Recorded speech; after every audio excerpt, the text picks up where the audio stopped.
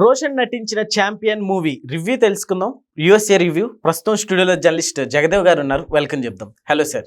Hi Zakir. Sir, ఇప్పుడు USA review ఎలా ఉంది సార్ ఛాంపియన్ మూవీ?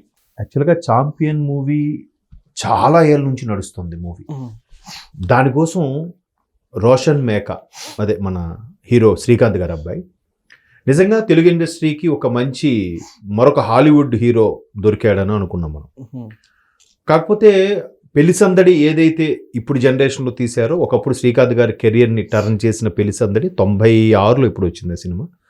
సో సరిగ్గా దాని ఆల్మోస్ట్ ఆల్ ఒక 25 years అవుద్దాం అనుకుంటా. 25 years తర్వాత మరలా పెళ్లి సందడి తీశారు. అందులో మెరిసాడు ఆయన. అప్పుడే కదా శ్రీలీల కూడా, ఇద్దరికి మంచి డీబట్ మూవీ.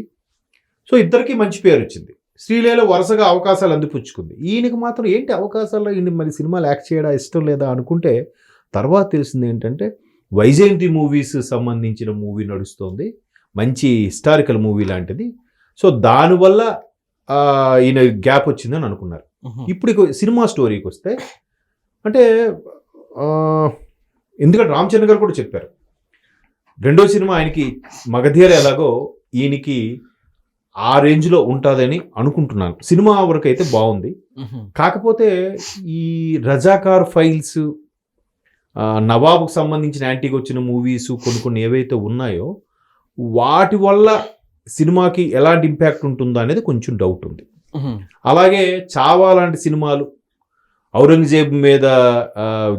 ఔరంగజేబ్ దుర్మార్గం సంబంధించిన సినిమాలు కొన్ని రావడం వల్ల, హరిహర వీరమల్ లాంటి సినిమాలకు ఎలాగైతే ఇంపాక్ట్ పడిందో, ఈ సినిమాకి సంబంధించి మాత్రం తను చాలా మెచ్యూర్డ్గా చేశాడు.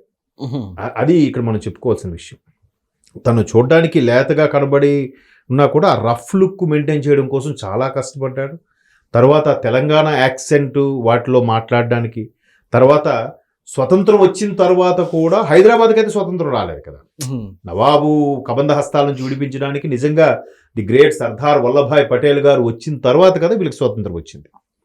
అదే కదా ఇప్పటికీ విమోచన దినోత్సవం September 17 ప్రకటించాలని తెలంగాణలో చాలామంది ప్రజలు కోరుకుంటుంటారు. వాళ్ళకి ఇప్పుడు June 2 కేసీఆర్ గవర్నమెంట్ ప్రకటించినా కూడా, కేసీఆర్ ప్రభుత్వం ఇప్పుడు ఉన్నప్పుడు వాళ్ళకి ఆ తృప్తిని ఇవ్వలే. September 17 కావాలి వాళ్ళకి, అదే ప్రధానంగా తెలంగాణకి విమోచనంగా అన్నట్టుగా వాళ్ళు భావిస్తుంటారు. అలాంటి సందర్భాల్లో ఒక ఫుట్బాల్ ప్లేయరు తను ఇక్కడ ఎలాగో బ్రిటిష్ వాళ్ళ హయాంలో మనకి ఉంది గవర్నమెంట్, ఇకపై బ్రిటిష్ వాళ్ళు అంటే యూరోపియన్ కంట్రీస్కి ఫుట్బాల్ ఎక్కువ ప్రిఫరెన్స్ ఇస్తారు కదా.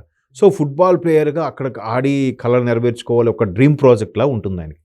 అటువంటి వాడు ఇక్కడ మనకి అప్పుడు హైదరాబాద్ స్టేట్ కదా ఇది, హైదరాబాద్ స్టేట్కి సంబంధించి ఎటువంటి ప్రజలు ఎలాంటి ఇబ్బందులు ఎదుర్కొన్నారో ఆ ఇబ్బందుల్ని ఈయన మధ్యలో అనుకోకుండా ఇన్వాల్వ్ అయ్యి దాన్ని ఎలాగా ట్రేస్ చేశాడు అనేది స్టోరీ. మనం అంతకుమించి ఎక్కువగా చెప్పకూడదు. బట్ నాకు నచ్చింది ఏంటంటే ఆ వయసుకి బాగా చేశాడు, మెచ్యూర్డ్గా చేశాడు మాత్రం అనిపించింది. ఆమె ఎవరు, మనస్వన్ రాజన్ ఏదో ఆమె పేరు. ఆమె ఈ మధ్యకాలంలో మలయాళంలో మంచి హిట్ సినిమాలో యాక్ట్ చేసింది. అంటే ఒక మిస్టరీ, అదేంటంటే అంటే మమ్ముట్టి గారు 80sలో మంచి హీరోగా కొనసాగుతున్న రోజుల్లో మమ్ముట్టి గారు తన అభిమానులకు రాసిన లేఖ, మమ్ముట్టి గారి వీరాభిమాని అమ్మాయి, మమ్ముట్టి గారు ఒక లేఖ రాస్తే ఆ లేఖ పట్టుకొని సినిమా ఇండస్ట్రీకి వచ్చేస్తుంది యాక్ట్ చేయడం కోసం. అలా వస్తున్నప్పుడు కొంతమంది దుండగుల చేతులు బలవుతుంది. ఆ అమ్మాయి ఎలా చనిపోయింది అనేది ఒక మిస్టరీ. ఆ పరంగా అందులో మమ్ముట్టి గారు గెస్ట్ రోల్గా కూడా చేశారు హీరోగా. సో అందులో చేసిన తర్వాత ఆ అమ్మాయి ఇప్పుడు మళ్ళీ ఇందులో ఛాంపియన్లో చేసింది. సో ఇంచుమించు 4-5 years తీయడం వల్ల ఇప్పుడు పబ్లిక్ టాక్ ఏంటంటే ఈ మధ్యకాలంలో తెలుగులో ఒక పేరు చెప్పను, ఒక యంగ్ హీరో చేయాల్సిన సినిమాలు ఏవైతే ఉన్నాయో అవి మన రోషన్ మేకాకే రావాల్సిన సినిమాలంట. కాకపోతే ఛాంపియన్ సినిమా కోసం వదులుకోవాల్సి వచ్చింది. ఒకవేళ అవే చేసుంటే లాస్ట్ ఇయర్ ఒక పాన్ ఇండియా మూవీ, ఈ ఇయర్ ఒక పాన్ ఇండియా మూవీ ఆల్రెడీ పడిపోయింది అది రోషన్కి. ఆ పేర్లు నేను చెప్పడం ఎందుకంటే అంటే ఆ హీరోకి ఆ దర్శకుడికి కించపరిచినట్టుగా ఉంటుందని చెప్పట్లేదు. అంటే నేను ఇవన్నీ ఎందుకు చెప్తున్నా అంటే రోషన్ ఎంత బాగా చేశారు, ఎంత బాగా దర్శకుడు అని పేరు అద్వైత్ డెసిషన్ ఎంతవరకు కరెక్ట్ అనేది మనకు సినిమా చూస్తే అర్థమవుతుంది. Yes sir. సో ఇందులో అంటే యాక్టింగ్కి సంబంధించి మనం ట్రైలర్లో చూసుకుంటే హీరోయిన్ రోల్ ఎలా ఉండబోతుంది సార్? హీరోయిన్ రోల్ ఎలా ఉండదు, అది కూడా జనరల్గా హీరోయిన్ పాత్ర కూడా ఉంది, కానీ కథ మొత్తం రోషన్ చుట్టే తిరుగుతుంది. అంటే ఇక్కడ ఇది ఆ సినిమా నిజంగా తెలంగాణలో ఒకప్పుడు నవాబు టైంలో బతుకులు ఎలా ఉండేవి అనే అంశం మీద ఎవరికైతే బాగా పట్టు ఉంటుందో వాళ్ళకి చాలా బాగా కనెక్ట్ అవుతుంది ఈ సినిమా. దానికి తగ్గట్టుగా కూడా చేశాడు ఆయన. ఓకే. చాలా అంటే బాగా చేశాడు. అంటే 1948-47 తర్వాత స్వతంత్రం వచ్చిన తర్వాత కూడా ఇండియా అప్పుడు పరిస్థితి ఎలా ఉండేది ఏంటి, అటువంటి పరిస్థితిలో హైదరాబాద్ రాష్ట్రంలో ఎలా ఉండేది. నిజంగా చెప్పాలంటే తెలుగు రాష్ట్రాల్లో తెలంగాణలో స్వతంత్రం వచ్చిన తర్వాత ఆంధ్రప్రదేశ్కి అన్ని ఇబ్బందులు ఉన్నాయో తెలియదు, కానీ తెలంగాణ వాళ్ళు చాలా ఇబ్బందులు పడ్డారు బికాజ్ ఆఫ్ నవాబు. బట్ ఆ నవాబు ఎంత దారుణం మనం చూసాం. ఇంకా అసలు మొన్న రజాకార్ ఫైల్స్లో కూడా చూస్తే కేవలం 30% చూపించాడు దర్శకుడు. ఓకే. ఇంకా 70% దారుణాలు బయటికి చూపించలేకపోయారు. అన్ని దారుణాలు చేశారు. అలాంటి వాళ్ళని ఏం చేయాలి అసలు? వాళ్ళని సపోర్ట్ మద్దతుగా ఉండే వాళ్ళని రజాకారులందరినీ కూడా. సో అట్లాంటి పరిస్థితులు, అలాంటి వాళ్ళ సంతతులు కూడా తర్వాత చాలా ఇబ్బందికర పరిస్థితులు సృష్టించాయని కూడా మనం చాలా వరకు కథల్లో కూడా చదువుకున్నాం. సో అట్లాంటి పరిస్థితులు ఎవరికైతే కనెక్ట్ అది బాగా కనెక్ట్ అవుతుంది. సినిమా ఓవరాల్గా కూడా స్క్రీన్ ప్లే అది ఓకే, బట్ అక్కడక్కడ కామెడీ సీన్స్ అని కొంచెం డ్రాగ్ చేసేనట్టు అనిపిస్తాయి, కానీ సినిమాకి అది అవసరం.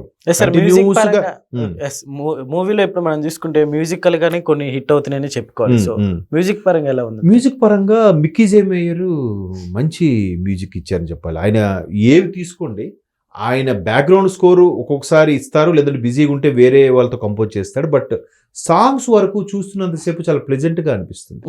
ఇప్పుడు మనకి అవేవి మనం లాంటి సాంగ్స్ ఎంత బాగుంటాయి. మిక్కీ జే సాంగ్స్ అన్నీ కూడా డిఫరెంట్గా ఉంటాయి. ఓ చిన్నదానా కానీ, గుండె జారి గల్లంతైంది, అవన్నీ సాంగ్, ఇష్క్, అలాంటివి ఎంత బాగా కంపోజ్ చేశాడు. సార్ అయితే ఇప్పుడు ఎన్టీఆర్ ఫ్యామిలీ నుంచి ఒకళ్ళు రీఎంట్రీ ఇవ్వబోతున్నట్టు తెలుస్తుంది. సో ఆయన క్యారెక్టర్ ఎలా ఉంది? అది రీఎంట్రీ అదే మన నందమూరి కళ్యాణ్ చక్రవర్తి గారు, అదే లంకేశ్వరుడు సినిమాలో రేవతి హస్బెండ్ చిరంజీవి గారు బావగా చేశారు. అది చాలా ఏళ్ళ తర్వాత కళ్యాణ్ చక్రవర్తి గారు, అది యాక్చువల్గా మంచి ఆర్టిస్ట్. 80s ఒక 5-6 బ్లాక్ బాస్టర్లు ఉన్నాయి ఆయనకి. చాలా ఒక 10-15 దాకా చేసినట్టున్నారు.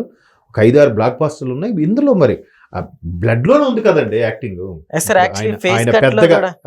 ఫేస్ కట్ కూడా కాస్త ఎన్టీఆర్ గారిది, ముక్కు అది సేమ్ మీరు అన్నట్టు ఆ ఫ్యామిలీ ముక్కు లాగా ఉంటుంది.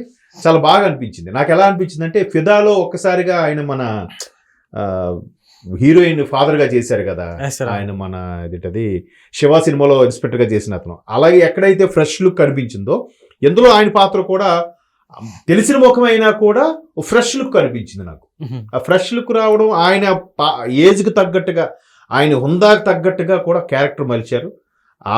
ఈయన రోషన్ ఆయన సీన్లు కూడా చాలా బాగా పడింది. అదే అంటున్నాను, ఓవరాల్గా నేను అది పెద్ద తరహా క్యారెక్టర్ గురించి చెప్పబోతున్నా. ఇందులో మీరు అడిగారు, నందమూరి కళ్యాణ్ చక్రవర్తి చాలా బాగా చేశారు. సో నాకైతే ఓవరాల్గా రోషన్ యాక్టింగ్ బాగా నచ్చిందండి. అంటే ఆ ఏజ్కి అంత మెచ్యూర్డ్గా డబ్బింగ్లో కానీ, డబ్బింగ్ చెప్పుకోవడం కూడా చాలా బాగా చేశాడు ఆయన. బహుశా అందుకనేమో ఇన్ని సినిమాలు మధ్యలో వదులుకున్నాడేమో అనిపిస్తుంది. మేబీ రామ్ చరణ్ గారు వాక్కు కరెక్ట్ అయితే సినిమా బాగా కనెక్ట్ అయిపోతుంది. ఇప్పుడు క్రిస్మస్ వరుస హాలిడేస్ ఉన్నాయి కాబట్టి మంచి కరెక్ట్ అవుతుందని అనుకుంటున్నాను. ఓకే.